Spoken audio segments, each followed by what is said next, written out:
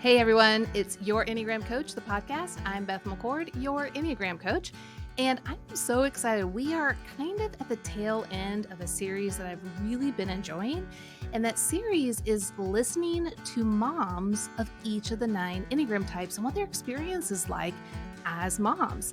Because remember, we all see through different lenses, and therefore we experience and then behave in different ways. So today is going to be a really fun day. Yes, it's going to be fun because we're with 2 type 7s, the entertaining optimist. And we're doing this series because my newest book, The Enneagram for Moms, is coming out July 9th. I would love for you to go grab a book, pre-order the book, tell all your mom friends the book is coming out, because this book, I wrote it for you in mind, because it's the book I wish I had when my kids were younger. And in fact, my daughter Libby just had our first grandbaby. And so it's this awesome kind of like book that I can give to her as she starts to parent, and like really understanding who God created her to be for her child. Not that she has to be like me, not that she has to be like anyone else, but her. And that's what I want for all you moms out there. God created you special and unique for your kiddos. You don't have to become anyone else. You are great just the way He created you. But a lot of times we get swept up into all of the shame cycles, and I've got to be like this person or like that person, or this teacher says this, or this influencer says that. No. What is it about you that brings such goodness and strength to your family?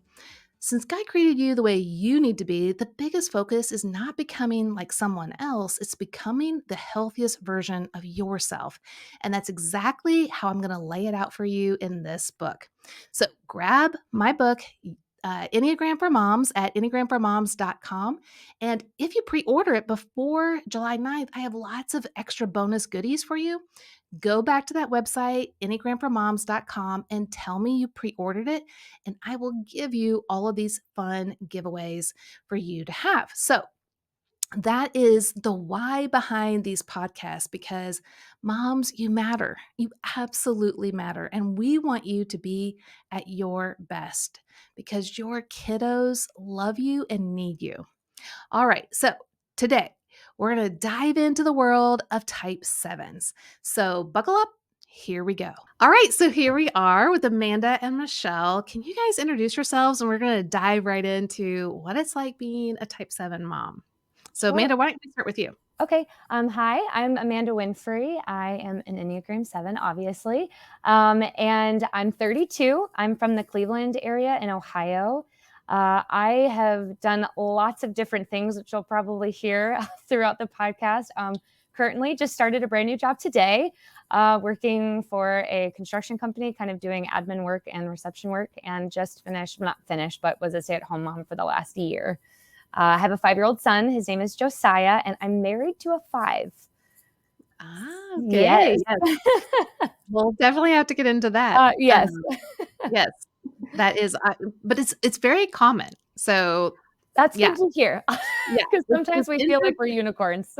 Yeah, it's interesting combination. It's Yeah. a wonderful combination, and we see it actually quite often. Same with 2s and 5s, which people are always like, "Yeah, is that Yeah. really a thing?" I'm like, "Yeah, it's a thing." That's a thing. Um, okay, so that will be really fun. Now, Michelle, tell us a little bit about you. Well, thanks for having me. I'm really excited to be here. My name is Michelle. I am from the Dallas area. I am the mom to a 2-year-old little boy, and I have been married to my husband for about the last 9 years. We are college sweethearts. And he is a type 8. Okay. Yeah. And that's common too. But that's more like, oh yeah, I get it. Kind of common, right? Like a Yeah, lot of people are like, yeah. yeah, 7 to 8. Like Yeah. that totally makes sense. Big So energy. you all Mhm. are just like probably constantly having fun and going and doing, and like lots of like energy, positive energy, but also realistic energy. Yeah. Um, yeah, just getting out there and doing life, right? Yes, everything has lots of energy all the time. Whereas Amanda, for the two of you, there's a bit of back and forth. Yes, there is. Yes, there is. So we have been married, it'll be 7 years this summer. And it was a struggle just because it was like, I wanted to go, he wanted to stay, but we both have realized like we've helped each other. So he's helped me Yeah. slow down and I've helped him get out. And Yeah. so we've just talked about how much we've actually really benefited the other person of like, I always want to go, but I don't always need to go. Like sometimes being present is okay. And then for him, it's like sometimes getting out is really good for him. And he's like, I'm so glad that we did that. Or I'm so glad we did this spontaneous thing. Initially, I didn't want to do it, but I'm like really glad that we went and did this thing. And so I think we're learning how to balance each other out. But initially it was like, I would push harder to do something and then he'd pull back more. And so it was like, it was a lot of like feuds at the beginning of our marriage, just trying to figure that out. But over time, we've really learned how to balance each other out in that area. I love that. And I love that the Enneagram can help with that so quickly. Yes. My mom and dad my dad's a 7, so like you guys, and my mom's a 6. And so we talk about my dad being like a balloon, and he's like, but he'll literally take off if it's not tethered down, like. And so my mom's like holding on to the string, and so she's the realistic one, right? Like you have to think of all the things, Bruce, and so she's kind of like keeping him tethered to reality, but she's more of a phobic 6, so she's thinking of all the worst case scenarios and like not wanting to get into life and do things. So he helps her to kind of keep her head lifted up to what is positive, what is possible. So totally this, and they've been married 55 years. So you can be opposites and it still works beautifully. Yes. They did not have the Enneagram, but thankfully they were just really amazing people and figured it out. And they're still figuring it out because I think we will always be figuring it out. But so yeah, I love hearing that, Amanda. That's so great how you guys have already used the Enneagram in that way. Yeah, like the moment we figured it out, we're like, oh my gosh, this makes so much sense. We were able to put to words what we were trying to figure out. And it just has helped us be able to communicate so much better. Because now, like, I understand him more. Like, he's not trying to get away from me. He just needs to recharge. Because he'll give me 150% of his attention. So he uses it all. And so he's like, a lot of times people will say like a 5, just they have a smaller battery life. He's like, it's not that I have a smaller battery life. It's that I give all of my battery life. And then I need to go home to recharge so that I can give everything that I have to you later. And so it's like when he needs alone time, I sometimes still struggle. So I'm like, I want to play. That's what I say. But, I'm like, but he's not doing this to like get away from me. He's doing this because he wants to give more of himself to me. I love that. Yeah. That's so good. Okay, so we're going to dive into the world of type 7s, being a 7 mom. And I was going to share this before I hit record, but I was like, no, I'm going to share this online on the line. That's like the movie. Anyway, on air. And so one of my very first clients was a type 7, and she was younger. So she was like in her early 20s, and she came over to do the session, and I knew her. So I was like, hey, Jeff, go get us some sonic blasts. And so he went and got a sonic blast, and we just had a great time going through what is kind of hard to go through, which is a reality check of the internal world. So it was great to kind of have that buffer. So I had a really great time working with her, and just kind of made it fun. So that's what I want to do with you guys here. So let's start off with more of the fun side of what is it like to be a type 7 mom from the strength perspectives. Like, what strengths do you bring to motherhood? Let's go with start on this. Yep. I'll start on this one. I was going to pick you anyway. Perfect. I would say that I think something that is really easy for 7s is just to find excitement in things and to make the mundane exciting, to make every day exciting. I saw a quote one time that said, your everyday is their childhood. And so when you think back to your childhood and what you remember about your childhood, like that just made me want to make his everyday exciting, even if it's, even if we're staying home or we're just going to the playground, how does that fun? How is that an adventure? So I think we're really good at that. Both me and my husband often, if we're just trying to get our son out the door, no matter what it is, we'll wake him up from a nap and ask him if he wants to go on an adventure. The other day was to the Aw. car dealership. So it doesn't matter what it is. I think we're really good at posing things in a positive way, in an Yeah. exciting way. So I think that's like definitely one of our strengths. Yeah, absolutely. That would be fun. Like if someone woke me up from a nap and said, "Hey, you want to go do something fun?" I'm like, "Yeah, let's Let's go." go. Amanda, what about you? What are some of the strengths that you see that you bring? I think for me, it's the spontaneity, the let's go do something fun too. So it's like trying to make those mundane things really fun. So, Mm, we're out in the backyard and playing, and it's like, all right, Josiah, we're going to go on an adventure. And uh, you're going to go try to track a moose. And so he's like got sticks and he's like going through the backyard. And I'm literally sitting in the dirt with like pretend like sticks, making like a pretend fire.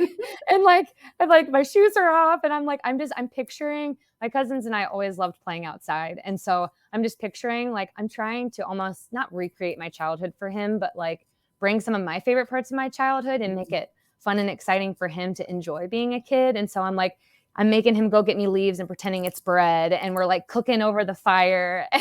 It's like I want him to look back at his childhood fondly and just remember fun times with mom, fun times with mm, dad, fun times with family. So I feel like a one of the main words I say to him all the time is, "Did you have fun today? How was your day? Was it good? Did you have fun?" And so always just trying to like point out those like fun moments in his day.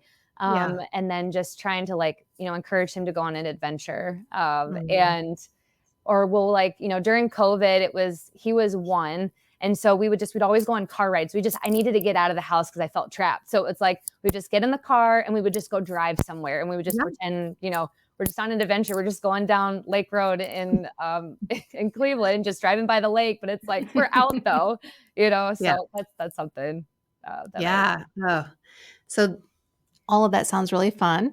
Um, Um, and as you guys are talking, I'm thinking of my dad and him taking me fishing, and yeah, he would just Mhm. always make things really fun.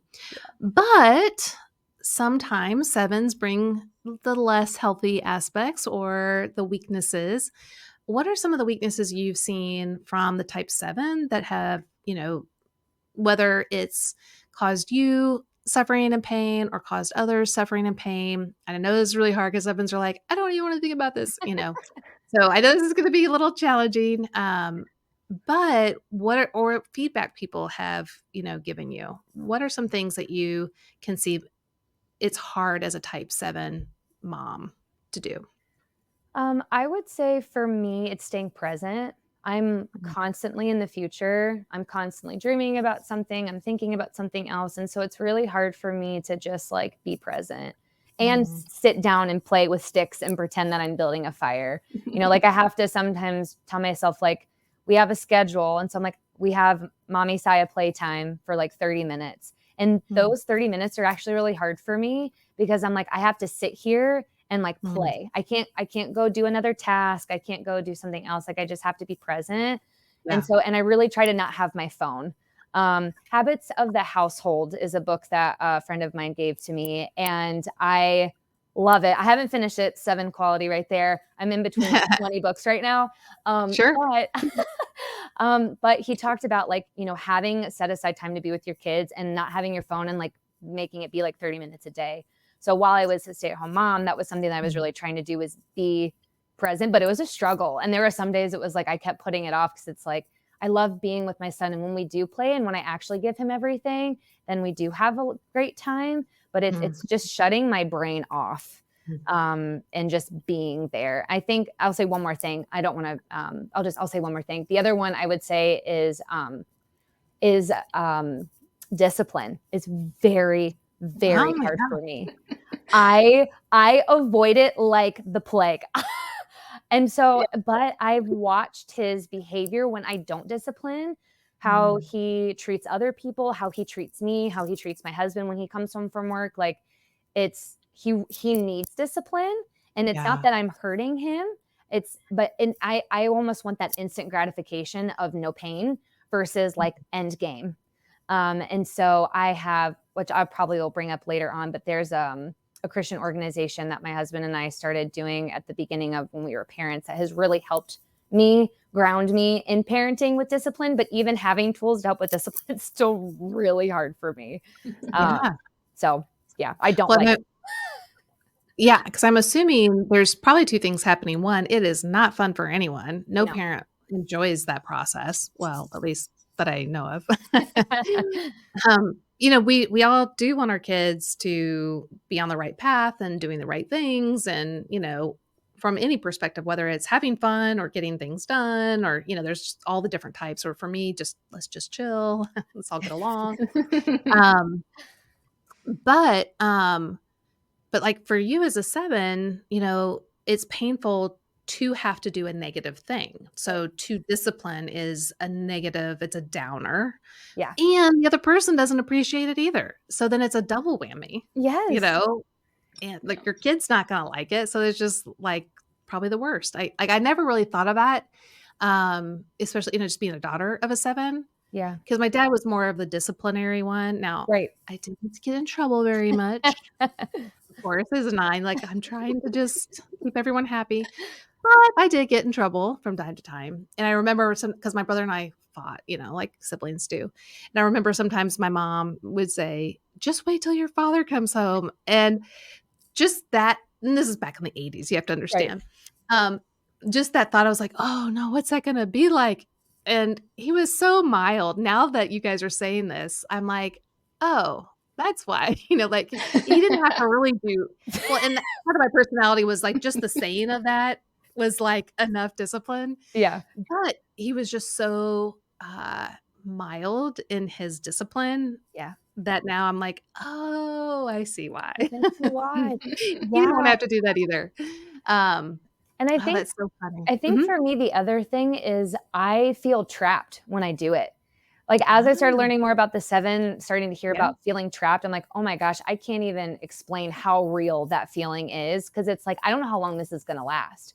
How long is he Mm, going to keep disobeying? How long am I going to have to keep reprimanding? Like, is this going to go on? Especially with him being an only child, this being my first child, I don't know how long this discipline or this disobedience will last. And it's not like mm. he's really not that disobedient of a kid. Right. Like my family friends listening would be like, Amanda, he's like such an angel. But when you're home, he Yeah.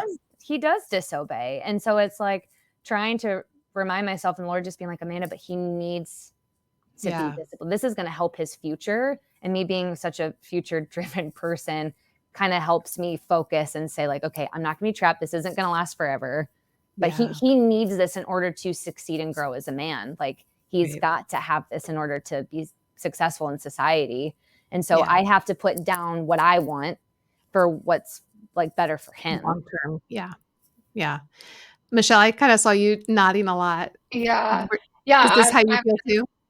yeah, that's funny that she brings up the feeling trapped thing. That's something I think she just put into words that I felt, but not really been able to, like, I guess, put a grasp on. But yeah, it's you sit in these moments when you're having to discipline, and it's like, oh my gosh, when is this going to end? And yeah, exactly, you feel trapped. Mm. That's yes. Yeah. Thank you for that.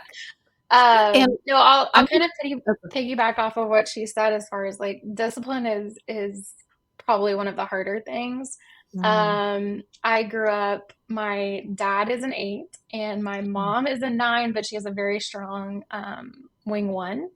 And Uh-huh. so there was a lot of, while she was very like kind about it and very sweet about it, there were rules and there were quite a few rules. And so, you Mhm. followed the rules. And I think I was Yep. just afraid of consequence and I didn't like the feeling Same. of consequence. So I followed the rules. Yeah.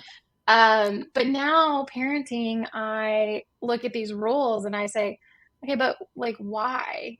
Like you Mm. need to sit down and eat your dinner at the dinner table. Okay, but But why? why? And so I'm trying to find this balance of I know the rules I was raised with, but is there really like hard, definite purpose to them or not? And so I think almost like not going too far in the other direction is kind of a struggle for me sometimes, and not being too lackadaisical. Mm. So yeah, the discipline thing is hard. And then secondly, for me, I often find myself it's not a direct effect on my son, but it's definitely like a secondary one, and probably one I'm afraid he's going to pick up behaviors versus instruction is like getting things done that I need to get done, like the dishes or laundry, and not putting those to the side and choosing, the more fun or task I'm more excited about, even if it is something I have to do. And Mhm. so those are things I look at and I'm like, I don't want him to model this behavior in the long run. I want him to be better than that. So those are kind of, I think, the struggles I have that I know are definitely seven But I do qualities. think there's the flip side, because everything, that has a weakness has a strength. And I Yeah. think the strength for you guys and kind of pushing back on, but why this rule, it's actually a good thing, because is it really beneficial and helpful?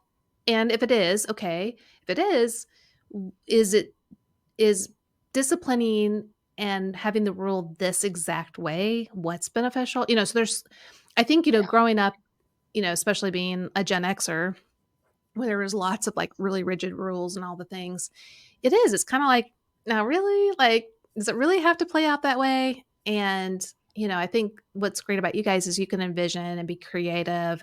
Um, and you're being mindful that, okay, yeah, he does need boundaries and rules. Like, I remember someone talking about, I can't remember who it was, but was talking about boundaries and rules. And they said, think of it like being a school playground on top of a skyscraper. So like when you're in New York, sometimes there's like basketball courts up on on a skyscraper. Mm-hmm.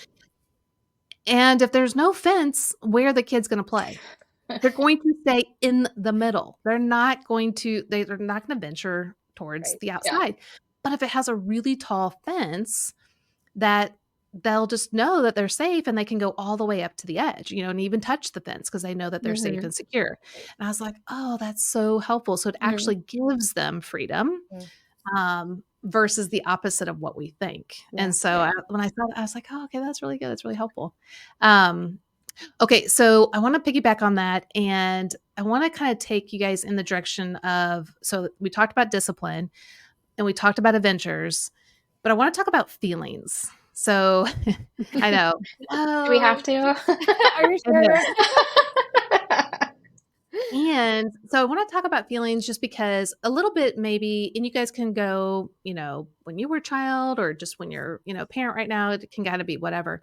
But I love the movie Inside Out, and the new one's coming out here soon. And Joy is the quintessential seven. And as we all know, she forever was trying to get rid of sadness the whole movie. Like, stop. Yes. And then at the very end, that beautiful scene where she's like, oh, it's the combination of it all that makes life so beautiful. And so I'd love to hear from your guys' perspective as moms now.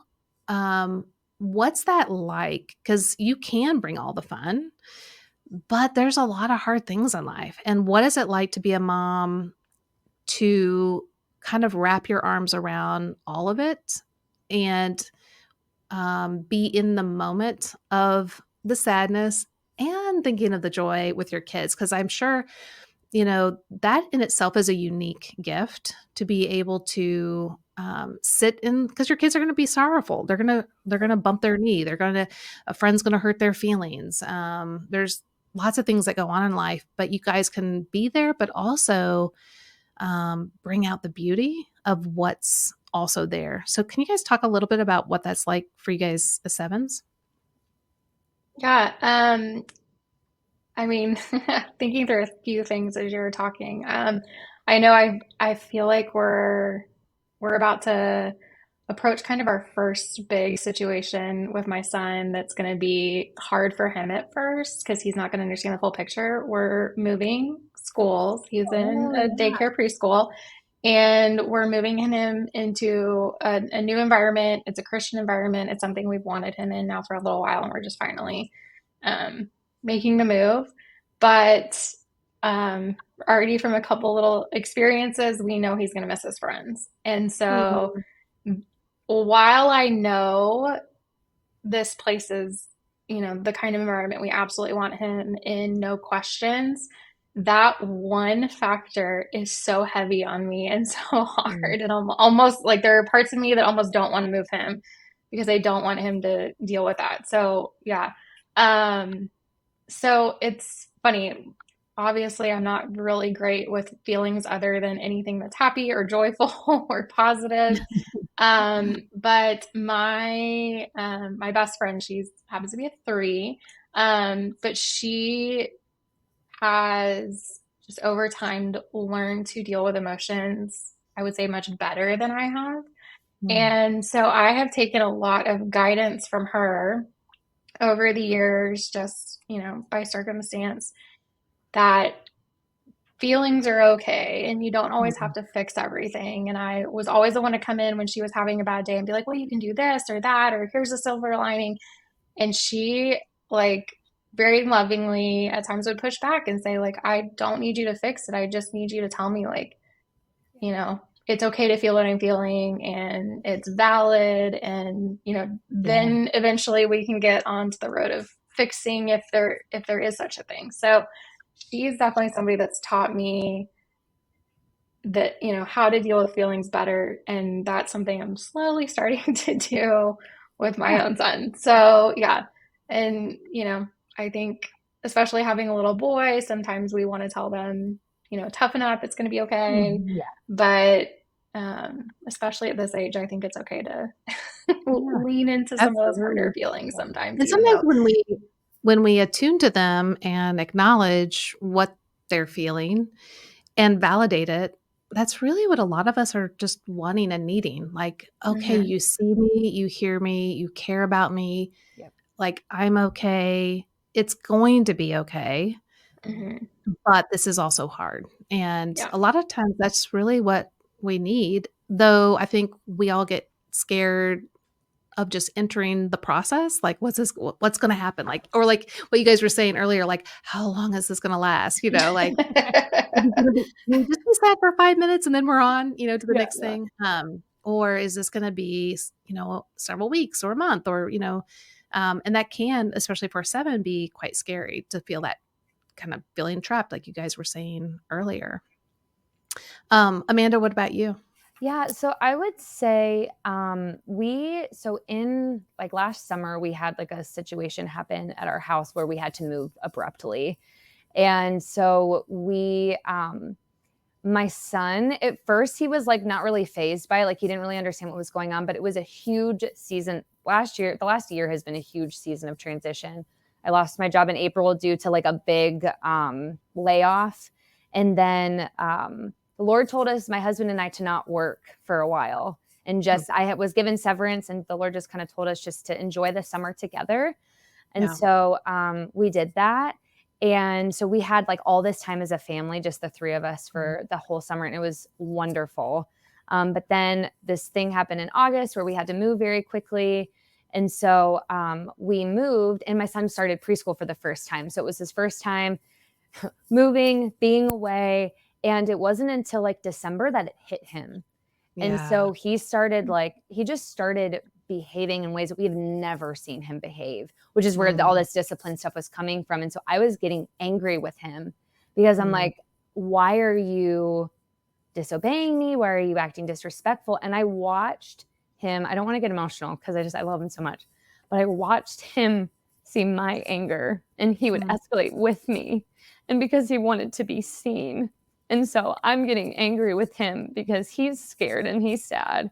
And I'm getting mad at him for it. And then he would, and then retaliate and get angry. And the moment I would just stop, my husband was kind of just like, he would come home from work and we would process it. And he was so gracious with me. And this was like, Amanda, he just like wants to know that you love him. He just wants to know that like you're there. And so I started to just, I've been practicing. I'll stop myself when me and him start to kind of get at it with each other. And I'll stop and I'll look him in the eyes and I'll go, buddy, mommy's not mad at you. And he just immediately calms down. And he's Aw. like, mommy, I thought you were angry with me because your voice sounded angry. And it's like, I mean, it's the worst thing you can ever hear as a parent. And so it's like, I'm trying to catch myself when I get angry with him. And because I don't like his negative emotions, and so I'm responding in anger, I'm going straight into the anger triad. But my fear is like responding in anger, I think, is really what it is. Yep. But if I look him in the eye and I tell him that I'm not mad at him, that I love him, that I forgive him, he immediately calms down. Like I've noticed that I have to stop and I have to breathe, because I don't stop. I constantly go. And so I have to stop. I have to actually think, because I think so fast that I just move. And so I have to stop. I have to think and then respond to him. And so, being able to not lash out at him just like instantly, and just kind of like breathe, and then just try to show him that I'm not mad at him, or that like, or if I am upset, like I can say mommy's in a bad mood or mommy's upset, but I still love you. I still care for you. And try to teach him it's okay to have these emotions, and it's okay for you to be upset, but you also have to be respectful and obey, all those kind of things. So, do you feel like that answers your question? Oh, absolutely. Okay. I think that's beautiful.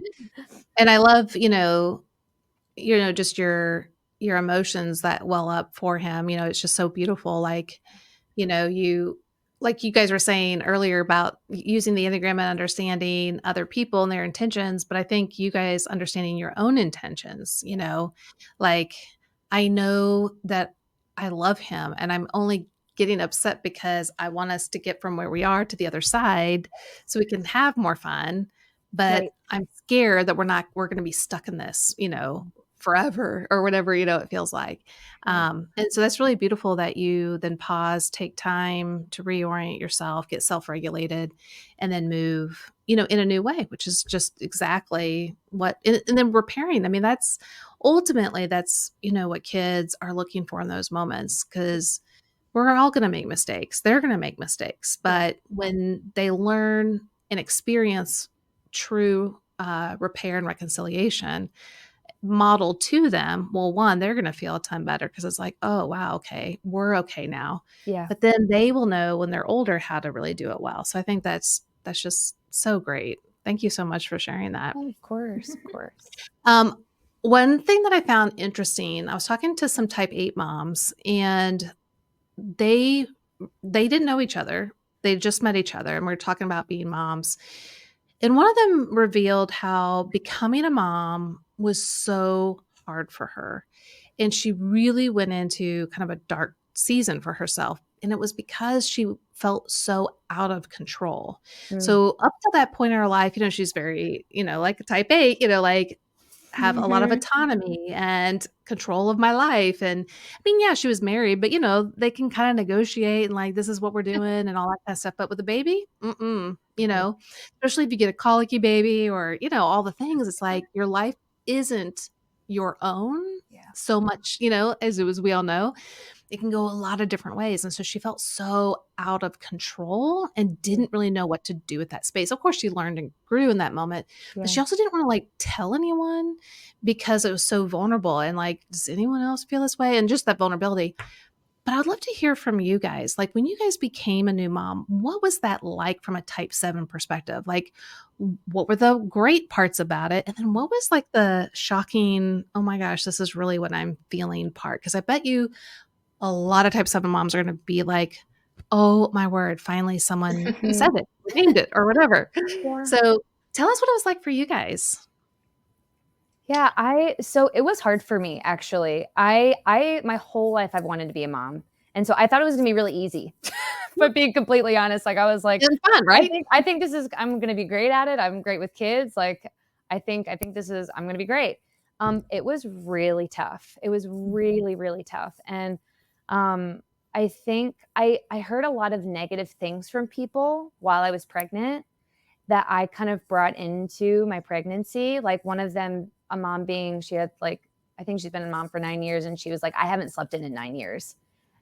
I felt so trapped. I can't even tell you. I was like, you haven't slept in? Are you serious? What am I going to do? And so I am catching myself. It's almost having like not a soul tie, but close to like being like, I have to be able to sleep in, and feeling like if I don't get that, like I'm missing something. And so I feel like there was a couple of those things that were kind of like in my head. So initially starting off, it was really tough. we went through, like, right when I had my son, we went through a really tough church hurt. And so we felt pretty abandoned. And then it went straight into COVID. And so my husband and I both went into like kind of a dark state. And so I Mm, feel like Josiah was like the only thing getting us up in the morning. And mm, I was talking to a mentor of mine. I was like, I feel like I'm failing him. Like, I feel like I'm totally letting him down. Like, shouldn't I be happy? Shouldn't this be fun? Shouldn't I be just like thriving? And I was like, why would God give me a kid now in like the darkest season of my life? Why on earth would God give me a kid now? And she's like, Amanda, I don't want you to ask that question. She's like, God, he is bringing joy into your life. He is a source of joy for your family. She's like, one, kids are resilient. Two, he is a source of joy for your family. And like, you guys have to move for something. We have to get up and take care of somebody else. We can't focus and just sulk in the mm, hardship that we're going through. We need to, like, Josiah is actually the source of joy in life in our home right now. And so, and that's when I discovered the Enneagram, and the Lord really, really used the darkest season of our life to actually become one of the most healing seasons of our mm. life. And so I would say initially that starting off of being a mom was a struggle. One, I was like the first not we have like levels of grandkids in my family. So like some that are older than us and then some that were all kind of the same age. And I was the first one on my side of the family. And I felt intense FOMO. I cannot even describe to you the FOMO that I felt, because Yeah. everyone's going and doing and traveling. And I love all of those things. And I couldn't do that. I was nursing. I had to be home, and, Yep. or we would go to the lake and everyone's going on jet skis. And I'm like, I'm going to go nurse now. And no one would come with me because everyone wanted to go Yeah. play. And I'm like, all right, I'm going to sit back here and nurse for a minute. I'll catch you later, So that's Mm, was really hard for me, feeling like I was alone. And like you said, Beth, like, I didn't feel like I could talk to anybody about it, because I felt like this is a horrible thing for me as a mom to feel this way. Like, God has blessed me with a child and I'm struggling with it. Like, I can't talk to anybody about this. And so I yeah. have close friends and my husband, like, we've talked and processed, but it's like taken me a while to kind of be able to even verbalize like how I have felt. Yeah, Um, and I think that's so important for moms to realize we're all gonna struggle with being a mom in our own type way. Like, yeah. I struggle because there's no more peace ever. Right? I mean, someone's always gonna be disgruntled or upset, like, Yeah. always, right? Like, to some degree, and, or someone's whining or crying, or, there's and I kind of felt the same way, like, trapped in the forever not having a serene, peaceful life. Yeah. And that was hard for me to even share with other people, like, how do I tell other people that I'm really struggling Yeah. because I kind of basically can't get what I want or what I Yeah. think I need? Yeah. And therefore, it felt like to me, like I was saying, I don't like being a mom, Right. or I was afraid they would think I don't like my kids, or Right. I'm a bad mom. When I think if we can normalize conversation with our type understanding, then we can say, yeah, it's really hard to be a type 9 and have a child come into your life and literally disrupt everything and have chaos, and yet it's also beautiful, like having the both and. Yeah. But like for you guys too, to be able to say, man, I'm so grateful to be a mom. There are moments that are so beautiful and rich, and I feel trapped, and I feel isolated, and I feel FOMO. Yeah. Like it can be both, and it doesn't have to be shame. It doesn't have to be guilt. It can be us naming and validating one another. Yeah. Michelle, what about you? What was it like when you became a mom? Um, gonna kind of, I guess, counter or balance out this Yeah. side. I feel like when I became a mom, it almost unlocked a side of myself I think I had either suppressed or didn't Mhm. know, but I guess to backtrack a little bit, I wasn't sure I wanted to be a mom in my 20s. We got married. My husband was really ready to have kids. I was not. I thought I wanted this, fabulous career. I wanted to work. I wanted, those kind of things. And so kids were kind of iffy. It seemed really scary. It seemed like a huge shift to what I was used to and the lifestyle we knew, and just almost like an anchor. Mhm. And So I think one day I finally just looked up, saw my friends having kids, probably a little bit of FOMO in the other Right, direction. right, right. Um, and I just kind of decided, I was like, I don't know that I'm ready, but I think if we don't do this, I'm going to regret Mhm. it down the road, whether that's when all my friends have 10-year-olds or my friends are having grandkids and their kids are coming home for Christmas. Like Yeah. someday I think I'll regret it. So we had kids, and it is absolutely no doubt what God put me on this earth to do. Mm. I Wow. love being a mom more Amazing. than anything. I try not to get emotional. If circumstances were different, I think being a stay-at-home mom would be something I would be very interested in. Hmm. Um, I like what I do. I love the people I work with, but it doesn't compare to being a mom to me. Yeah. So, it was definitely a transition, but it just opened up a different side of me Hmm. that, in a way, I kind of feel like I'd forgotten about, kind of that childlike side. Yeah. I've always been kind of a bubbly personality, but it just opened up ways of thinking about life that I had kind of forgotten about or never knew about. Um, it makes me look at society differently. It makes Hmm. me look Yeah. at just the structure, I guess, of our communities differently. Um, and I know kind of these days it's like you should, you know, grow up and go to school and get a career and be a mom. And I feel like we kind of have lost sometimes this sense of how valuable motherhood can be. Yeah. Mm. And maybe it's not meant for everybody, but those that it's meant for and those that want it, I don't think we should diminish it. And from somebody who wasn't even sure that that's what she wanted, Yeah. Hmm. it Yeah. it really those things, those conversations now, those really strike a chord with me. And yeah, I absolutely now love being a mom. There were definitely some hurdles in those early weeks and months. I think I got to a point at one point that might have been some level of a little bit of postpartum anxiety, and Hmm. not around my baby. I, for the most part, thought my baby was fine. I thought my husband was going to look up at how hard being a new parent was and decide that that's not what he signed up for. Hmm. He never did a thing to indicate that. That was definitely something I brought on myself. But I think just that those hard weeks and early days of being a mom, like those were loud, Hmm. Yeah. especially for a seven where you're looking for this joy and this excitement, and all of a sudden you have this very hard routine with no sleep. And Yeah. Yeah. just Yes. those Yes. early mom days. Yeah. It is. It's really hard. But I love it's so interesting how God does things so different than we expect. Hmm. So I was more like Amanda thinking, I can't wait to be a mom. This is going to be amazing. And it was super hard and challenging for me. Yeah. Um, but I find it interesting though, Michelle, like here you were not sure if you wanted Uh-huh. to be a mom. And then God totally goes the opposite Yeah. direction and it's a surprise. So, Completely. he's just always keeping us on our toes and, ready for new surprises.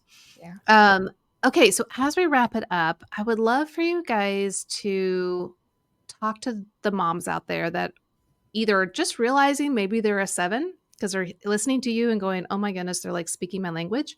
Hmm. But they really don't know the Enneagram very well, or people that know the Enneagram well, but they're type 7 moms. What would you say to them from what you've learned from being a type 7 mom and using the Enneagram that you wish someone would have told you earlier on? Like, oh, if someone could have just said these things that would have made all the difference in the world. So, who wants to start? I need to think about that.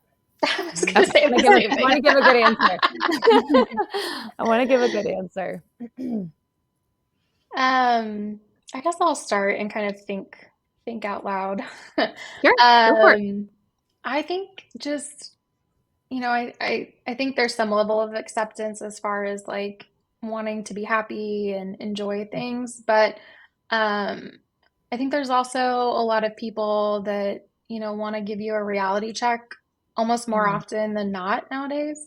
yeah. Um, and I feel like it's okay to be joyful in Mhm. whatever scenario you're in, even if it is hard. Um, finding those silver linings as a seven is fairly easy, but like I think it is really important. I think that's our role in the grand scheme of things. I think that's, where we play our part in our families is to be uplifting and, remind them of the good and the Mhm. joyful. So yeah, I think Well, and I think, that's so true and accurate, and I think what sevens bring to everyone, including themselves, is when they're healthy, it's not just okay, so unhealthy is I'm not gonna talk about sadness, I'm not gonna talk about grief, I'm not gonna talk about the hard things in life, we're just gonna think positive. That isn't helpful.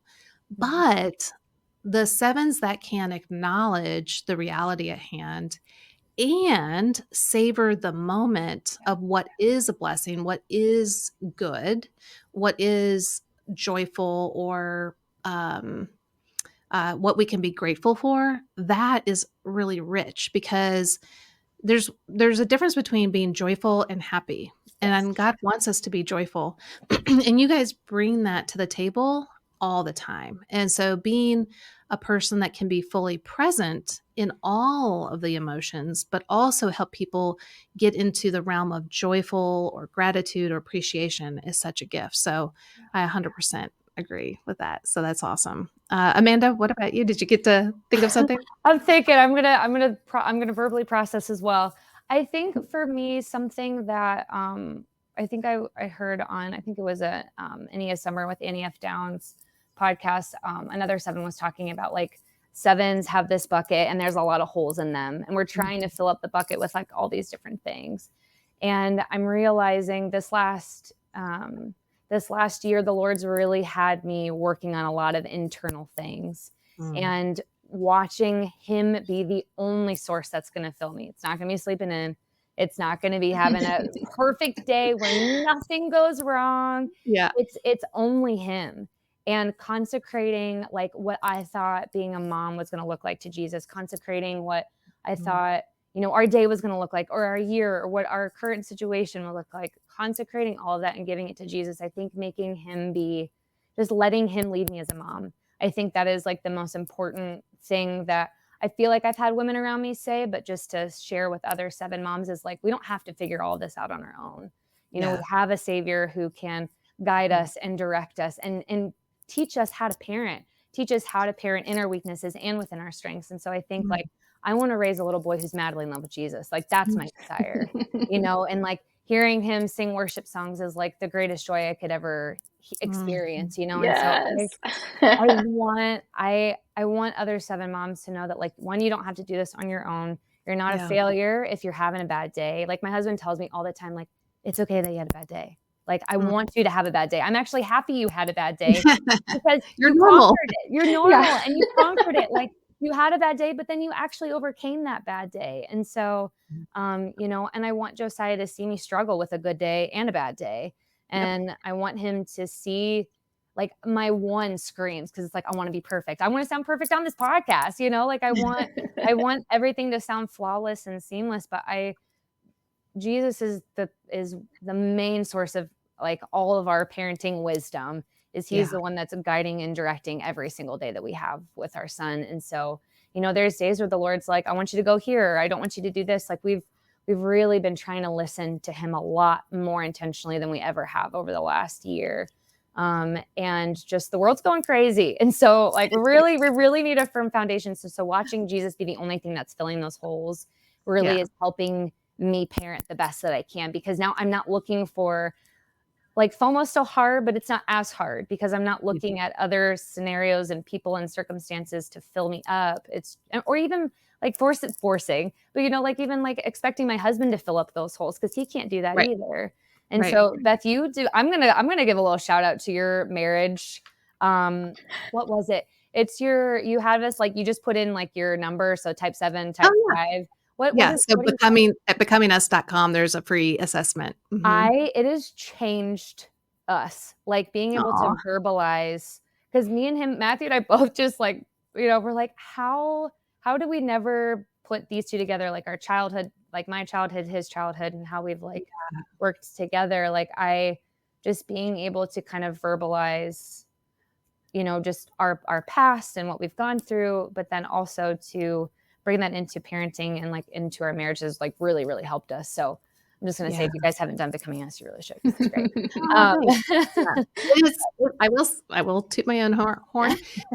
There's 6 pages on any of the 45, couple combinations. So you just put in your 2 types, and then you get a free 6 PDF on, like you said, side by side, like, so you can really see and dialogue with one another, strengths and weaknesses and stuff. So, yeah. So becomingus.com, that's where that's at. But yeah, I love how you're just kinda saying, um we can't get our fulfillment with things on earth, Yeah, whether it's being the greatest parent or having the greatest marriage. Like all of those things are wonderful, but you're still going to feel the need for something more, and that is Jesus Christ Himself. So, yeah, I love that. Well, guys, it is a delight to hear from you guys and the journey that God has you on as Type 7 moms. And I know that everyone else has really enjoyed it as well. So thanks for just being here, being vulnerable. I know, like you guys both said, I don't want to cry, but it's good. It's good for us. Yeah, it's good for us to cry. It's good for us to show more emotions. Obviously, your little guys mean so much to you, and that's just a yeah. beautiful thing. So, anyway, thanks for sharing with us. Oh man, that was so fun hearing from 2 Type 7 moms. It's so interesting the similarities where they might get stuck or maybe where they're really having fun in life, but also some of the things that can really trip them up as Type 7s.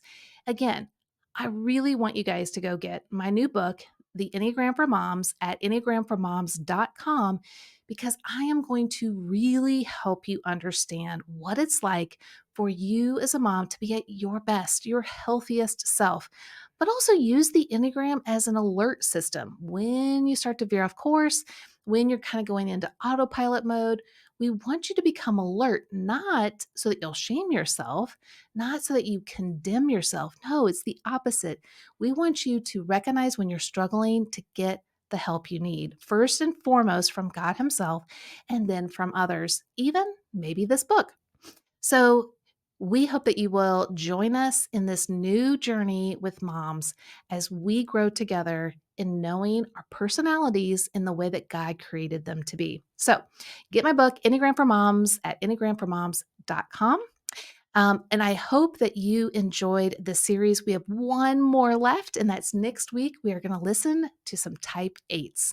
It is a fabulous interview because I've already done it and I had so much fun. So can't wait for you guys to join me then. But as always, remember the Enneagram reveals your need for Jesus, not your need to work harder, because it's the gospel that transforms us.